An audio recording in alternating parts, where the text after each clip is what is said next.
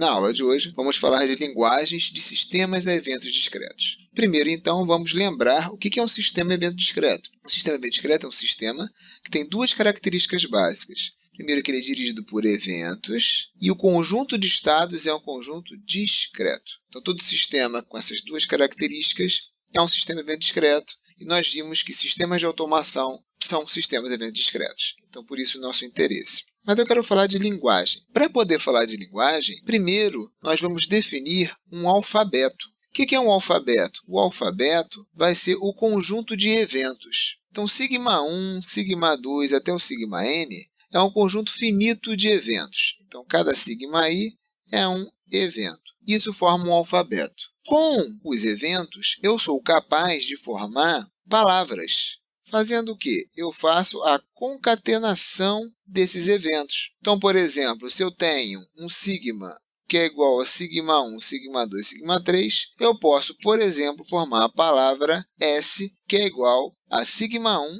sigma 2, sigma 1, sigma 3. Então, esse S foi formado pela concatenação de sigma 1, depois sigma 2, depois novamente sigma 1 e, por fim, sigma 3.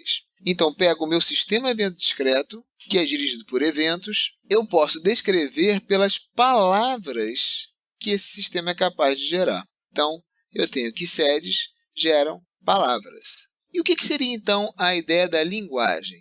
A linguagem nada mais é que um conjunto de palavras de comprimento finito. Então, por exemplo, vamos considerar aqui que eu tenha novamente sigma igual a sigma 1, sigma 2, sigma 3. Esse L, que é o conjunto formado por uma palavra de comprimento 1, sigma 1, uma palavra de comprimento 2, sigma 1, sigma 2, uma palavra de comprimento 1, sigma 3, e uma outra palavra de comprimento 3, sigma 1, sigma 2, sigma 3. Se eu pego esse conjunto, eu formo, então, uma linguagem. Algumas notações interessantes, uma notação que a gente vai apresentar aqui é a notação de sequência e de comprimento de uma sequência. O S é a sequência, entre barras, forma, então, o comprimento da sequência.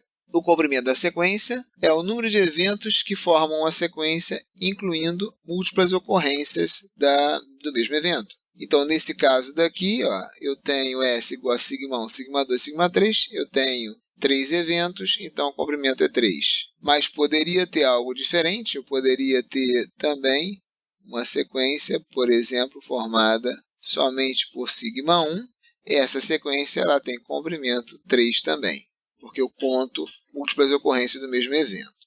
E tem uma sequência específica que tem uma notação diferente, que é a sequência epsilon, que é a sequência vazia. A sequência vazia ela é uma sequência que não tem nenhum evento, então o comprimento de epsilon é igual a 0. E a sequência vazia ela é muito importante, porque ela é o elemento neutro da operação de concatenação.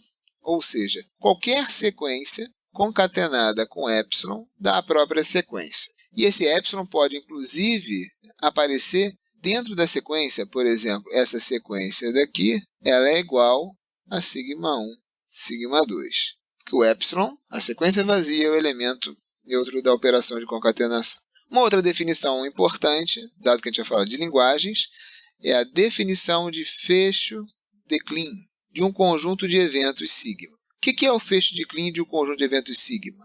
É o conjunto formado por todas as sequências de comprimento finito possíveis de serem formadas com os eventos de sigma mais a sequência vazia. Então, por exemplo, se eu considero que meu sigma é esse daqui, o fecho de Kleene, que eu vou denotar para o sigma estrela, ele é igual ao epsilon, que tem que ter a sequência vazia. Depois, todas as sequências de comprimento 1, no caso, sigma 1, sigma 2, sigma 3. Depois, todas as sequências de comprimento 2, sigma 1, sigma 1, sigma 1, sigma 2, sigma 1, sigma 3, e assim por diante.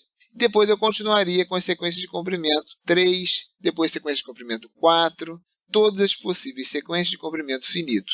De forma que a cardinalidade desse conjunto sigma-estrela, ou seja, o número de elementos do conjunto sigma-estrela seria infinito. E por que é importante falar do fecho de Kleene? Porque toda linguagem definida sobre um conjunto de eventos, ela é um subconjunto ou igual ao sigma-estrela. Aqui a gente está usando a notação, está contido é igual, porque está considerando inclusão própria. Então, quando a gente diz está contido, a gente está dizendo que não pode ser igual. quando eu quero dizer que pode também ser igual, ou seja, minha linguagem poderia ser igual ao sigma estrela, então eu uso a notação está contido ou igual. E eu posso também definir algumas operações com linguagens. Aqui eu vou definir 3 operações com linguagens. A primeira operação de concatenação. Então, eu vou pegar 2 linguagens definidas sobre o mesmo sigma e vou formar um conjunto com as concatenações de sequências, sendo uma sequência S1 do L1 e depois uma sequência S2 do L2. Se eu pego todas as possíveis concatenações de uma sequência de L1 com uma sequência de L2, eu formo então o L1 concatenado com o L2. Posso definir uma outra operação que é o fecho de prefixo. O fecho de prefixo consiste em formar um conjunto com todos os prefixos de todas as sequências de uma linguagem L. Bom, para isso, então, eu tenho que definir o que é o prefixo de uma sequência. Se eu pegar uma sequência S, se eu descrever a sequência S como a concatenação de uma sequência U com uma sequência V, os prefixos vão ser formados pelos elementos nessas sequências U aqui. Então, por exemplo, se eu pego uma sequência S igual a sigma 1, sigma 2, e eu quero encontrar todos os prefixos dessa sequência S, basta eu ver quais são as possíveis sequências U que, concatenadas com uma outra sequência V, daria S. Antes de mais nada, tem que pensar que eu poderia botar o epsilon aqui, dado que é o elemento neutro da operação de concatenação. Então, S é igual a epsilon sigma 1, sigma 2. E aí, se eu faço isso, eu poderia dizer que U é meu epsilon e meu V é o sigma 1, sigma 2. Então, com isso, eu vejo que epsilon é um prefixo da sequência S. Um outro prefixo possível seria fazer o U é igual ao sigma 1 e o V igual ao sigma 2. Nesse caso, sigma 1 também é um prefixo. Uma outra possibilidade seria eu fazer meu U igual a sigma 1, sigma 2 e meu V igual a epsilon. Então, eu tenho que meu U, sigma 1, sigma 2 também é um prefixo. Então, nesse caso, se eu quero encontrar todos os prefixos da sequência S igual a sigma 1, sigma 2, eu vejo que os prefixos vão ser, então, epsilon, sigma 1 e sigma 1, sigma 2. Ou seja, a própria sequência S é prefixo de S. Então, esses são os prefixos de uma sequência. Se eu pego cada sequência de uma linguagem e acho todos os prefixos dela, eu formo, então, o L barra, que é a notação que nós estamos usando para o fecho de prefixo de uma linguagem L. E posso também definir o fecho de Kleene. O fecho de Kleene de uma linguagem é uma operação semelhante ao fecho de Kleene do conjunto de eventos, e ele tem que ter, então, a sequência epsilon, a sequência vazia, depois o próprio L, depois concatenação de L com L, depois a concatenação de L com L com L e assim por diante. Ou seja, eu pego os elementos de L e formo todas as sequências possíveis serem geradas com as concatenações dos elementos de L. Igual que a gente fez com o fecho de Kleene, só que agora elementos não são mais eventos, são as próprias sequências de L. Com isso eu defino, então, essa operação de fecho de Kleene. Então, aqui alguns exemplos de operações com linguagens. Vou considerar 2 linguagens, L1 e L2, definidas sobre sigma, que é igual a ABG. Então, primeiro eu vou formar o L1 concatenado com o L2. Então, o que eu faço? Eu pego cada elemento do L1 e concateno com os elementos do L2. Então, o epsilon concatenado com B dá B. O epsilon concatenado com BG dá BG. O A concatenado com B dá AB. O A concatenado com BG dá ABG. Depois, o AB com B dá ABB. E o AB com BG dá o ABBG. Então, formei o L1 concatenado com L2. Note que o L2 concatenado com L1 não é igual ao L1 concatenado com L2. A ordem influencia na resposta. O L1 barra é o fecho de prefixo do L1. Então, eu pego o epsilon e encontro todos os prefixos de epsilon, é o próprio epsilon. Depois eu pego o A, encontro todos os prefixos de A, é o epsilon e o A. Depois eu pego o AB, encontro todos os prefixos de AB, é o epsilon, o A e o próprio AB. Então, aqui a gente observa que L1 é igual a L1 barra, que significa que essa linguagem ela é prefixo fechada. Quando L é igual a L barra, a gente diz que ela é prefixo fechado. O L2 barra, se observarem aqui, o fecho de prefixo de L2, como o L2 não tem o epsilon, então ele não é igual, então não é prefixo fechado. E ela é formada pelos prefixos das sequências B e BG. Então, da epsilon, B e BG. O fecho de Kleene de L1, eu vou pegar o L1 e formar todas as sequências pela concatenação de todas as sequências de L1. Então, eu formo o epsilon, o A, o AB, AB, ABA, AB, AB e assim por diante. Agora vamos falar de linguagem gerada por um sistema evento discreto, porque o objetivo é justamente ter uma forma de descrever um sistema evento discreto. Vamos considerar o primeiro caso, que é o sistema de fila. No sistema de fila, a gente tem as entidades da fila, os clientes, o espaço onde ocorre a espera, que é a fila, e o servidor, que é quem presta o serviço. Então, aqui essa representação, aqui estão os clientes, essa representação é a fila, o espaço. Considera-se por convenção que o cliente que está em serviço aqui no servidor, que é representado por esse círculo, faz parte da fila, e nós temos o círculo que é o servidor, a entidade. Bom, nesse sistema de fila, quais são os eventos que vamos definir? A entrada de cliente e a saída de cliente. A entrada de cliente é A, o evento A, e a saída é o evento D.